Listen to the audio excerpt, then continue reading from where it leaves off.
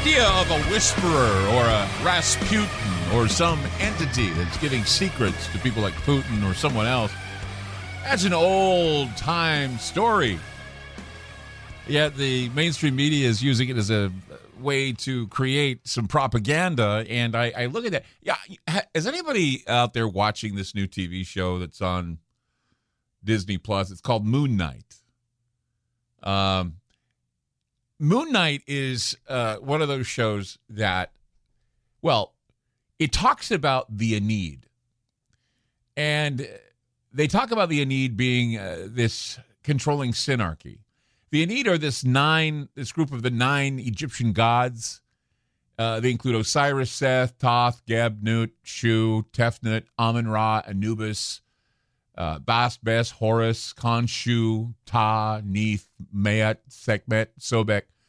The Aeneid were headed by the sun god and creator Re-Atum, or Ra, followed by Shu and Tefnut, deities of air and moisture. Geb and Nut, who represented earth and sky. Osiris, Isis, Seth, and Nephthys also. Osiris was the god of the fields, death, and resurrection. Isis was the goddess of magical healing. She was the queen of queens. Seth, or Set, of course, was the god of storms, the devil, sort of disorder, warfare.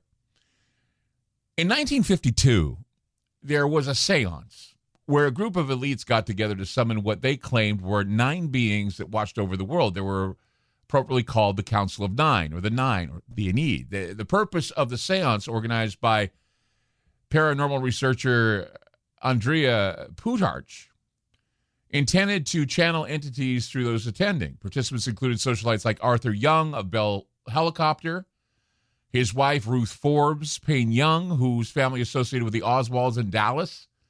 There's also in attendance, according to the seance that changed America, a book, Mary Bancroft of the Bancroft dynasty was there. She was the mistress of Allen Dulles, who, of course, was the head of the CIA.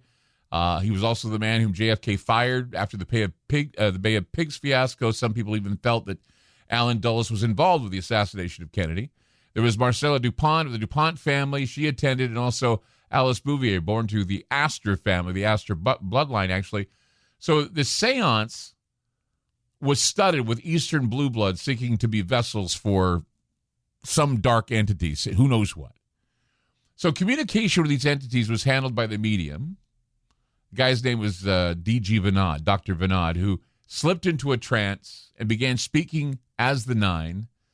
And Dr. Vinod would claim that, well, he had no memory of the conversation that proceeded between the Aeneid or the 9 and their human counterparts. Well, during the course of the seance, the Aeneid informed the human 9 that they would be in charge of bringing about a mystical renaissance on Earth. From there, the 9 ventured into a quasi-scientific philosophical construct that eventually led the acknowledgement that they, the Grand Aeneid, were in fact extraterrestrial beings living in an immense spaceship hovering invisibly over the planet, and that the assembled congregation had been selected to promote their agenda on Earth.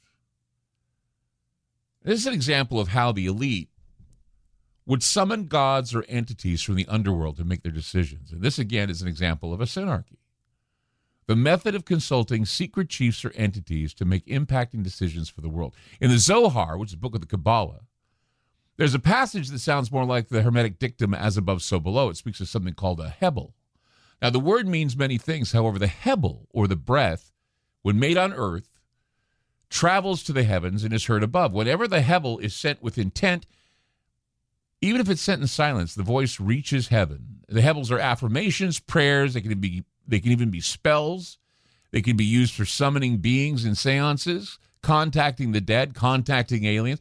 They're used for guidance, and we can only assume that the actions of the universe come from God. But there are many people who are in agreement that much of what is given or returned is, in fact, something that is from a darker order or from the underworld. The basic cultural model for relating to darker powers in the outer realms differs in many few respects from the way that people deal with each other. We know that some people on the other side are kind of helpful, some are neutral, and some are troublesome, dishonest, they're blasphemous. Other people, well, other beings, if you will, are mean-spirited, they're spiteful, they're vindictive. The hierarchy of demons, or the possible alien hidden hand behind the scenes, is full of many different personalities. And the more we explore this area in a scientific manner, the more we find a dimensional link between the living and the dead, and a finer yet distinctive border between that which we call demonic and that which is considered angelic.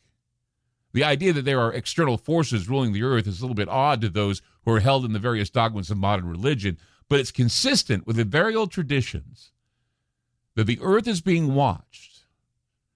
The earth is being watched over by a hierarchy of powers, and it can be traced back to the earliest times when the stars and planets were worshipped literally as the divine rulers of the world. There were gods or beings that guided governments, and there were prophets and seers that would guide leaders, and many of them would listen and act upon their guidance. A government that relies on the occult for the guidance of leading their people or leading wars or whatever, that is a synarch. A synarch. It was brought to us, it was first called a synarch by Joseph Alexander St. Ives, and he devised synarchy even though there had been forms of synarchy going back for centuries, where leaders, monarchs would look to the wizards and look to the wise men. That's what wizard means, the wise, to get guidance on wars to be planned and spiritual espionage and all these things that, we've talked about this before. John Dee, Edward Kelly, they worked at the Elizabethan magic. They were apothecaries. They were able to use Enochian magic to open the gates of heaven. Aleister Crowley summoned demons. We have John Parsons or Jack Parsons. He was the head of JPL. He was actually summoning the Moonchild. He was having a sex ritual in the desert with L. Ron Hubbard. We've talked about that before. He also served under Aleister Crowley as well, was doing the Babylon working. So many times in history where this has happened, not just with Russia and Dugin, but just the entire world has been under this guidance of these secret societies and these secret combinations.